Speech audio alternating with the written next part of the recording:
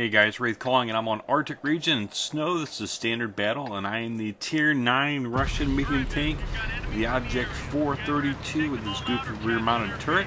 I'm also platooned up with a clanmate, Psycho Pooch, and he's playing Artie, because he's that kind of scumbag clicker guy. So, this is a Tier 10 game. There are a few Tier 10s, not a whole lot, but enough to make it difficult for a Tier 9 tank. And hopefully I can give you a little bit of showdown. I forgot to put camo on this tank before I clicked launch. Normally I like to play camo on my medium tanks. I think the little extra camo value never hurts anybody, especially the way I play them. But the lack of light tanks, like in this game where it's only one per side, I feel that medium tanks need to step up their game and do a little extra double duty. So I'm playing fairly aggressive. I'm trying to get some good spots up here along this 1-2 line for Artie in the background there for Pooch. And I come across Centurion Action X, which is a Tier 10 British medium tank. It's a very good tank. And he's doing what he should be doing right now. He is hold down, getting spots, and squeezing off some rounds at the guys behind me here. Unfortunately, he's got a very good turret, so I'm going to waste a few rounds bouncing off the side of his turret. You see, looking at me, takes one at me. I squeeze one past him. The 432 has very good frontal armor for a medium tank, and in certain situations, you can side scrape better than some heavy tanks. So that's something to consider when you play this. A little bit different playing style from the Russians. Again, typical gun like the T-54 has. I used the get the final two choices, I believe. And you see in this game here, I've switched to heat rounds. Try to can't hit him; he won't hold still. Let me shoot him. And good lord, I was getting frustrated at this point because when I did hit him, I managed to bounce him shots.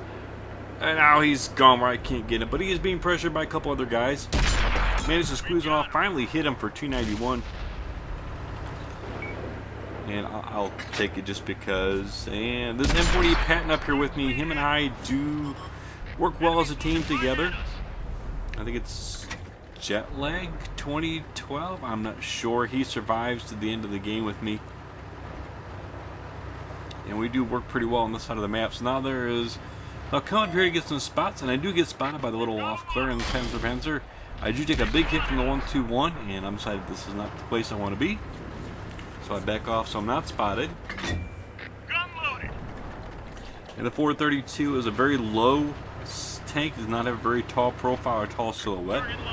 And I see the E5 sitting back there in the distance. I'm not going to be able to pin him frontally, but I squeeze one off just because I can. As I was actually probably hoping for a tracking shot. I can't read my old mind and go back. I take another hit, and I'm not doing well. Early in the game, always being down 75% of your hit points is not a good way to start the game.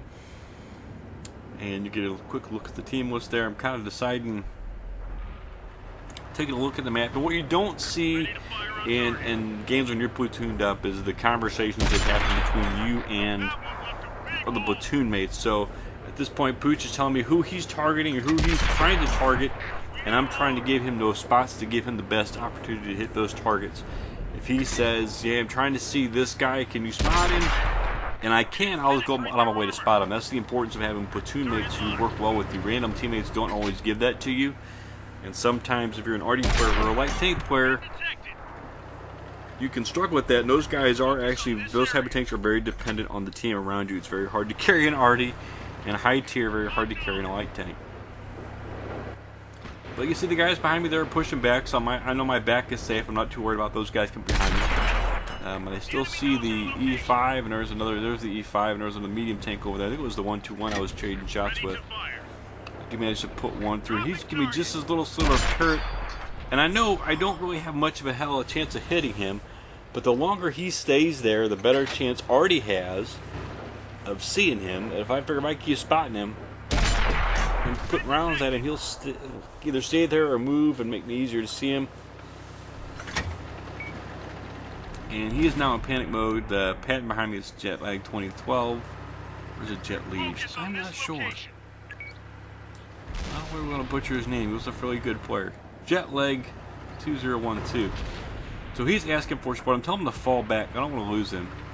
Artie is supporting us and kills one of the immortal guys, another very good clan on the other team. I'm trying to get him to back up to come around the corner because what Pooch is telling me is that those guys can back around the corner, they become Artie unsafe. So I'm trying to communicate with that to him to get him to pull back and just spot for the Artie, let Artie do the work. At this point, you notice we are down 6-9 and we are in trouble. And this is not looking good for our team. You can see I got two mediums down there in front of me. There's an E75 across the way there. Jetlag is still behind me, so I'm okay with him back there, at least keeping an eye on my backside. But the south end of the map just lost everything. Oh, good lord. Here comes the 1-2-1. He's scoring off with Jetlag. We gotta double team this guy and get him out of the game quick. He does shoot him before I can get in for the ram. We're both kind of safe back here behind this hill. This is okay. There's a Jaegeru who's still full health, and that's not going to go well for anybody involved. T62A makes a run. Unfortunately, he's going to get smacked hard here in just a moment. But I got to go back and defend the cap. And I'm concerned, and that's when I see the charioteer. This does not look good for me. Right now, it looks awkward, but I'm hold down. This thing is so pretty low slung. There is two tank destroyers back there. There's the charioteer, and there's one behind him. That's what we're worried about. It's actually a Waffle E100. Pooch puts in a big hit. I do manage to finish off the Waffle. A quick 2 kills right now puts us back in this game. There's the Jaegeru. He's pushing down there, trying to get to that T62A. Pooch starts calling for help because he's got heavy tanks coming. So I make a run back there to get back to see if I can help him. I load the heat rounds up because I need the extra penetration at range. If you don't know, the AP rounds and APCR rounds penetration drops over distance. With heat rounds, they are consistently normalized. So Pooch is in kind of panic mode. He's doing a little wood back there, trying not to be seen, trying to be small. I get up here, trying to get the gun in, and I have the side of his turret. Managed to get a clutch shot and save Pooch. And there's an E75 now. He knows someone's over here. He just probably saw the hit come in and kill the E75. So we're trying to support him. I get another clutch shot, snap on a move like that. Doesn't happen very often, but I'll take it. But I gotta be a little bit aggressive. Slow down A-man, get the killing blow to free him up. Oh, that's a tank destroyer got all the way behind him. Fortunately, takes Pooch out. I'm gonna come around here. There's an AMX. Put one hit into him. I still have heat loaded. I don't care these rounds. Getting these are more important. He hits me, does not kill me. I put him away. And now it's 3 medium tanks against the Jaegeru and against the artillery. The T62 has extracted himself, is now hunting the Artie. We know where the Jaegeru's at. He's trying to probably chase down the T62A. Me and Jetlag are going to be racing back to get to the Jaegeru, and they're putting some rounds into him. I still have heat loaded. I have to be very careful depending which way the Jaegeru is facing. It's going to end badly. At this point, you got to rely on your speed and mobility because your armor is not going to save you against the Jaegeru, especially if you're in a tier 9 medium tank. It doesn't take much. I could bump into him and kill myself if it came down to it. And I'm looking for him. There he is. He's spotted up on the map, the T62A, and look, snap one off again. His back's to me, which means he's not facing me, which means I've got him dead to rights. He's not looking at me. I'm trying to get up behind him before he begins his turn so I can stay behind him and out of his gun arc. Put big hit into him. We've got him now. The game's almost over. One final hit. I lied to myself. Screwed it up. Bounce off from the front.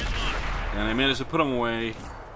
Finally, after a mercy roll on the damage in the previous hit. And that's a victory for us. Some very good teamwork by a number of... You only need a handful of guys to actually pull together and do teamwork. Look at the final stats. 1,500 XP with the ×2. 5 kills, 4,300 damage, 800 assists. Not a whole lot. It's a first class mastery. And it's going to give me 1,790 base XP. A very good game. I couldn't be happier with it. It's a very good game and a very good medium tank. As always, thanks for watching, guys, and keep your powder dry.